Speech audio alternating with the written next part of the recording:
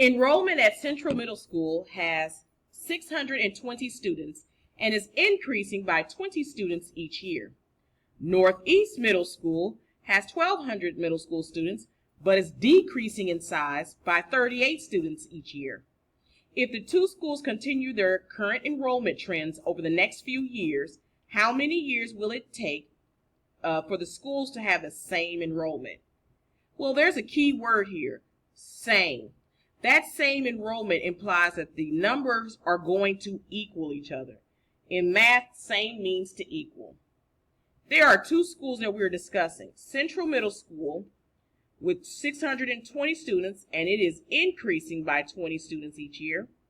And Northeast Middle School that has 1,200 middle school students, but is decreasing in size by 38 students each year. So we're going to write two equations. I'm first going to write the equations in slope-intercept form. Starting with Central, we're going to have y equals, you guessed it, the y-intercept would be 620. And because it's each year, and it's which implies multiplication, the slope would be 20x. So it is 20x plus 620 students. Now there is a difference with Northeast Middle. Northeast Middle has 1,200 students. However, it is decreasing in size by 38 students each year. That means that negative 38 is being multiplied with the x each year. Notice that the two equations, being that they are related, because we're talking about students and we're talking about enrollment, they are related. This y is related to this y. So that means I can set these two equations equal to one another.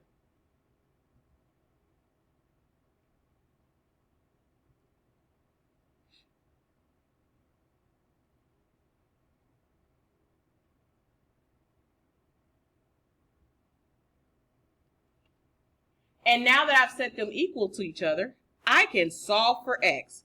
If I solve for x, that will tell me how many years it will take for both of them to equal each other.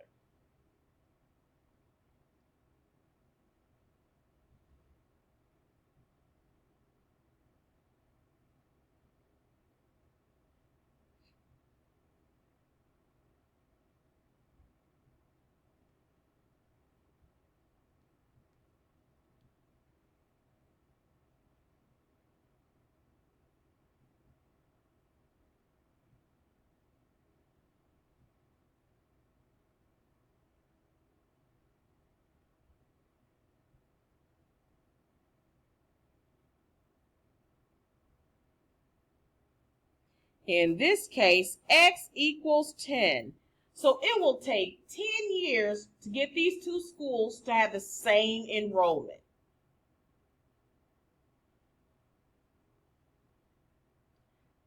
Just like we found the solution to the previous equation, the previous question, we're going to do it the same way for this equation. We first have to put both equations in slope-intercept form. Remembering slope-intercept form, we solve for y. So we're solving for y. The first equation is already done for us. What we need to do is solve for y for the second equation. The second equation is negative 4x minus 2y equals negative 12. We're going to add 4x to both sides. That gives us negative 2y, and yes, the negative travels with the 2, with 4x minus 12. You divide by negative 2. Y equals negative 2x plus 6. So that's the equation we solved for. Remembering the other equation is y equals negative 1/2 x minus 3. We are going to set these equations equal to one another. And let's start up here. Negative 1/2 x minus 3 equals negative 2x plus 6. we are going to add 2x to both sides, which gives us 1 1/2 x minus 3 equals 6. Adding 3.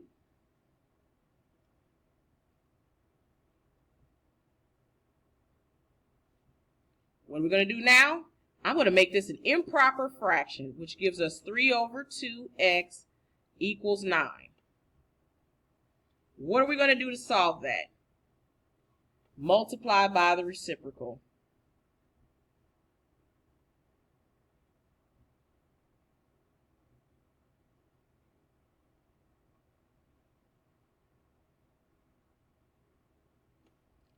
X equals 18 over 3, which is 6.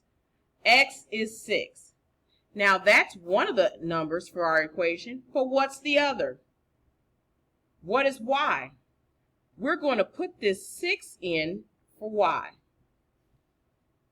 So I'm going to erase this equation over here in orange,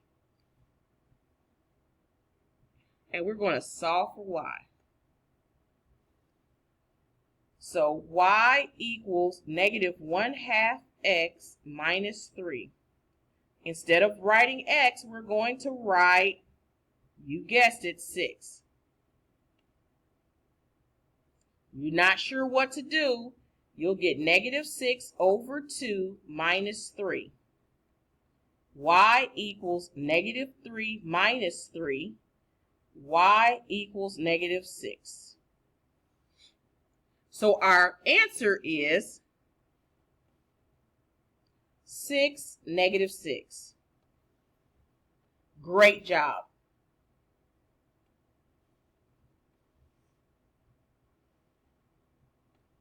We're going to find the x coordinate in this systems of equation. This first equation, we're going to solve for y because it's in standard form. The second equation, we're going to solve for y because it's in standard form. So we're going to have 2 equations solved for y.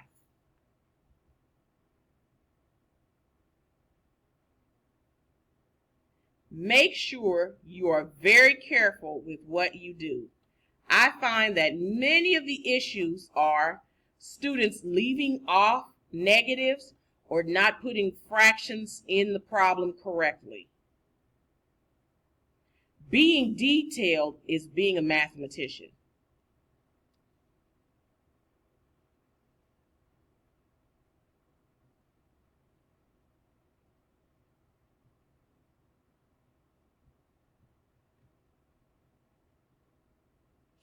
Now that equation is solved for y, we need to solve the other equation for y.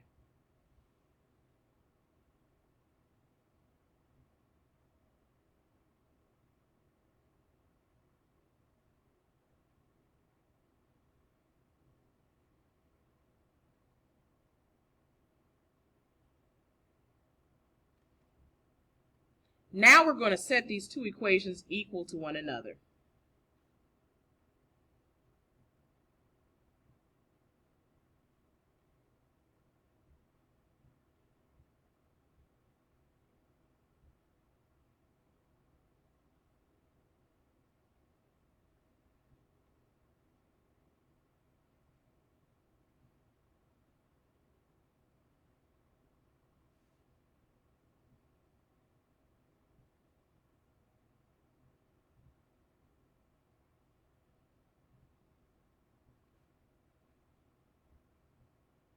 Anything times 0 will be 0. So this 9 1/2 x equaling 0 means I am multiplying both sides with 2 over 9. And 2 over 9 times 0 is 0. So that means x is 0. So our x coordinate in this case, which is the answer to our question, what is the x coordinate in this system, is 0. Great job, everyone. Now the question is, what is the relationship between the slopes and y-intercepts for these equations? What do we need to do? Solve for y. That's what we're going to do. For this first equation, we have 3x minus 8y equals 20. And the second equation says we have negative 5x plus y equals 19. Go ahead and hit pause to see if you can solve for y, and then come right back. Go ahead and hit pause. Okay, did you get for the orange equation y equals 3x? I'm sorry, 3/8 x minus 5 halves? And for the blue equation, did you get 5x plus 19? Great. So now let's compare the slopes and the y-intercepts. The slopes for this equation is 3/8. The slope for this equation is 5. Are these the same slopes? No. That means they're not parallel.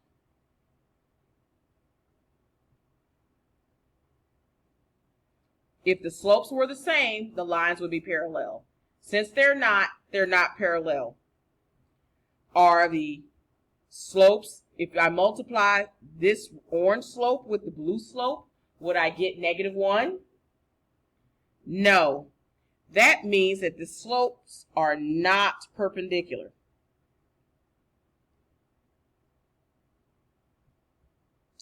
Perpendicular means opposite reciprocal. That means that if I take this one equation, like this equation 3/8, to be the opposite of that would be negative, and to be the reciprocal would be 8/3. This is clearly not -8/3. The lines are not perpendicular. These lines are skewed. That means if it's not parallel, if it's not perpendicular, they're neither, or skew lines. So they just connect at some point. Luckily, we don't need to look for that.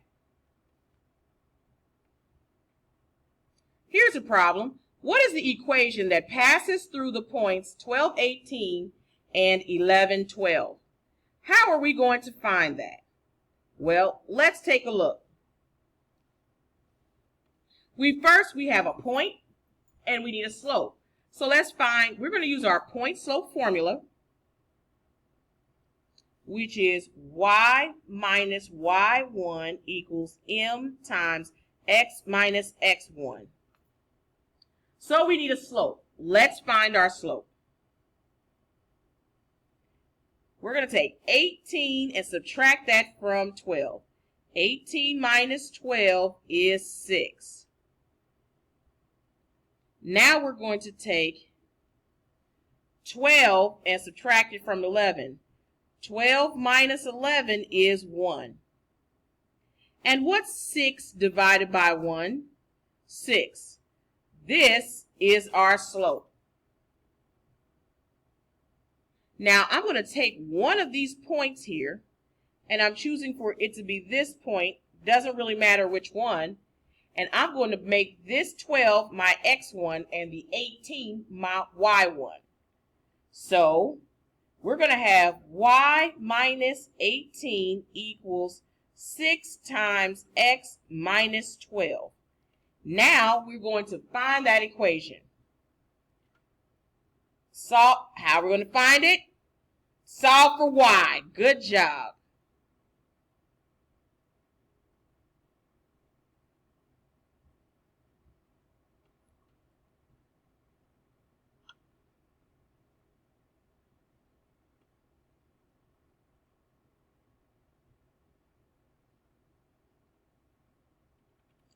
Here is our equation. We are done. That is it. Our equation is this right here. Y equals 6x minus 54. Good job. Okay, in part 3, we are going to find the equation for this table. So what I want you to do now is go ahead and find this equation, and you're going to check your answer with mine. Get ready for part 3.